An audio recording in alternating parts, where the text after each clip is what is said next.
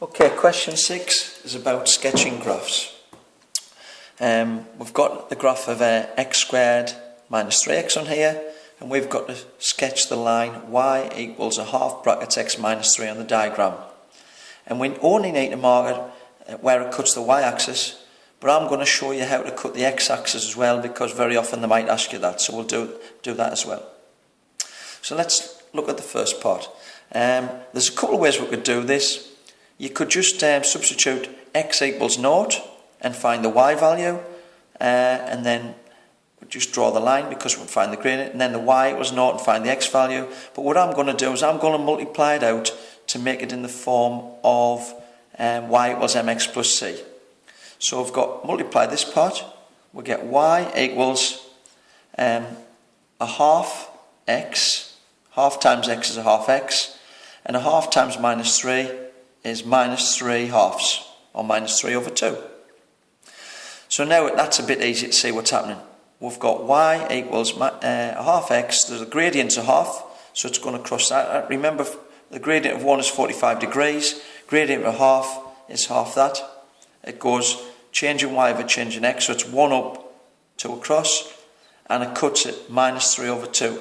So minus 1.5 is right in the middle of 0 and minus 3, so it's minus 3 over 2, and it says mark the value where it cuts the y-axis, so it is minus 3 over 2.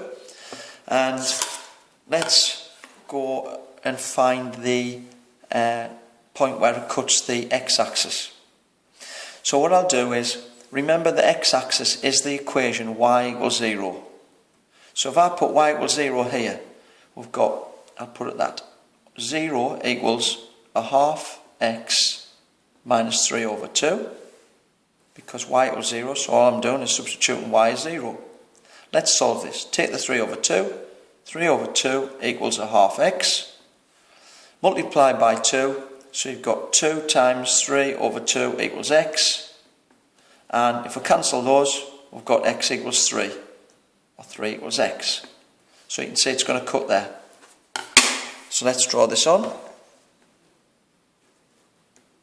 As I said, it's just a guide. You just need to draw the line, and it cuts here, and it doesn't ask where it cuts the x-axis, but it's nice to find that. Okay, by factorising x squared minus 3x or otherwise, work out the small solution of this. So let's factorise this. We've got x squared minus 3x, and that factorises the x is common to both, so put x outside the brackets and x minus 3 inside the brackets. Just show you how this works. X times x is x squared, x times minus 3 is minus 3x. So that equals this, so that also equals this, and it equals the right hand side, so it equals a half brackets x minus 3. Okay? The left hand side equals the right hand side, so the left hand side equals the right hand side. So all we need to do, if you can see now, x minus 3 is in the same position here, and we've got a half in the position of the x, so x here, x must equal a half. That's it.